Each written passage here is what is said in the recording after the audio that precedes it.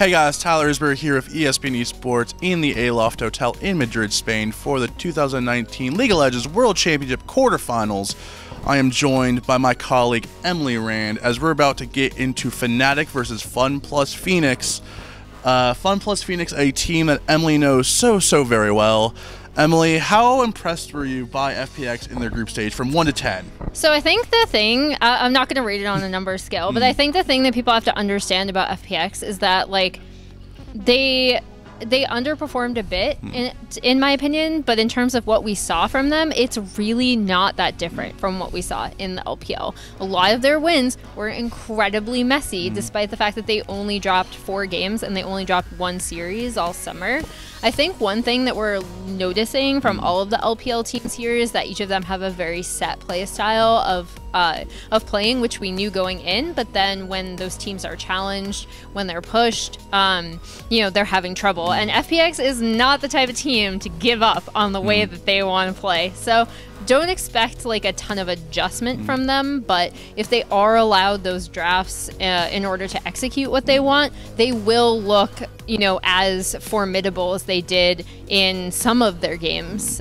Because, you know, it's been like really messy games, and then like, you know, like Tian and Crisp are just everywhere, and Doinby's in your side lane, and it's insane, and they look like one of the strongest teams, and you're like, how did this happen? A lot of it is just giving FPX those champions that they, not only that they want, because sometimes they want something like, you know, I mean, the Malphite worked out, but like, you know, some of the other tanky drafts that they've had that haven't worked out. And then other times, you know, they look amazing. So I think the same can be said of Fnatic. You know, we saw like a really super strong Fnatic that adjusted. I think they really fed off of their own momentum mentally. I think that was a really good, like, I can't imagine what would have happened if they'd lost that game to Clutch initially, despite the fact that it was an incredibly long game and, you know, not of the highest quality. So I think this is going to be the sloppiest series. Do you agree? Yeah, I mean, yeah, actually looking through the series, I think G2 and Damwon also has a chance to be very messy, but I think those two teams looked a lot cleaner in the group stages. I think looking at FPX, I think the most interesting thing about them is that, yes, they do play that style where Doinby is, you know, the sacrificial lamb somewhat of being in the mid lane, and he will play those, you know, bruisers, those. I mean, he sacrifices it himself, though. This is a choice. It's a martyr. It's a martyr. He's a martyr. He gives. He's a martyr. I will give up these 2 waves to go bot lane. Instead of calling him the super carry, we should call him the martyr carry, because he gives himself up, and then he plays Galio and he plays Malphite and he plays these champions that don't have, you know, the carry ability. But at the end of the group stages, when he was asked on stage by Riot in a, you know, the official Riot interview, what have you learned about the group stages? He's like, oh, I should actually play champions that can actually carry, and then maybe we'll win. So do you expect him to keep to his word and actually play, you know, these carry mages and, you know, the Yasuos, or is he gonna, you know, first game pick Maokai mid lane and, you know, crush your hopes? Maokai mid would be an incredible throwback to his career. But I think that we'll still see the same FPX, which means that it's going to depend on how well Fnatic scout them. I don't think that FPX is a particularly difficult team to scout, because again, they're like, I think what they do, like, they're the best team at doing what they do, right? But they only play that style. So I actually don't think they're that difficult to scout. I do think Fnatic will have done their homework. So I think you're going to see some smart bans coming out of them. They're not going to let, you know, Doinby on the rise, for example, which gives him just so much power and control over the map.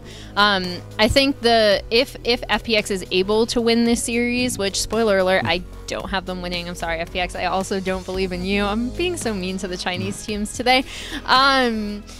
I think that if they do win, it's really going to come from, you know, how Doinby plays, and then also Tian and Crisp, because I will say that their jungle support duo is remarkable. And I'm really looking forward to seeing Hylissang, who's another support that does really well once he's unlocked from lane, going up against Crisp. That's actually my favorite matchup of the series. But we've talked about FPX. Let's go a little bit to Fnatic, and I think Fnatic group stage, again, the week 2 Fnatic meme came to life. Looked incredibly sloppy the first 3 games, then looked even sloppier versus Clutch, but then, you know, turned it around on a dime, beat SKT, and then beat RNG when RNG, you know, tried to funnel everything to Uzi as per usual, and then they actually just beat that. Fnatic is a really interesting team for me. I think the player that impressed me the most out of everyone on Fnatic in the group stage was Nemesis. I think ice in his veins. He's the literal Iceman. He doesn't care who he's facing, where he's playing, how many fans are watching him. He seems like it doesn't matter to him, and he will be happy facing Faker in front of 80,000 people or facing me, you, 1v1 in front of 3 people. He would win. Yeah, he would win. Maybe. I could pick Kled mid, you know. I don't play mid. Oh.